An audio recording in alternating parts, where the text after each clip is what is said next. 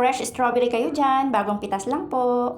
For today's video, flex ko lang ang isa sa mga diskarte ko para kahit paano kumita ng extra maliban sa paggawa at pagluluto ng mga paninda kong merienda sa construction site. Ito din ang isa sa mga pampalipas oras ko lalo na kapag walang magawa sa barracks, pag uwi galing sa trabaho, or kapag wala naman kaming pasok sa construction site. Itong panggaganchilyo ang isa sa mga stress reliever ko lalo na kung gusto ko munang ipahinga ang aking utak, kakaisip sa mga problema at mga isipin sa buhay. Ang ginagawa ko nga pala dito ay strawberry keychain. Isa kasi ito sa mga mabentang souvenir sa mga turista sa Baguio, lalo na sa strawberry farm located at La Trinidad, Benguet. Since strawberry ang pangunahing tanim nila doon, kaya naman isa ito sa mga lugar na dinadayo din ng mga turista kapag sila ay napunta sa Baguio. Marami ding mga delicacy sa Baguio na gawa sa strawberry, gaya ng strawberry jam, strawberry cake, strawberry candy, at yung strawberry taho na isa sa mga paborito kong kinakain sa umaga after ko mag-jogging. Kaso, medyo matatagalan pa ako makakauwi sa amin kasi wala pa ako ipon at pampamasahe pa uwi. Kaya stock lang muna ang mga ito. Pero sakto lang din, makakaipon ako ng maraming ganito para pag uwi, dami ko din i-deliver sa mga tindahan doon sa Baguio.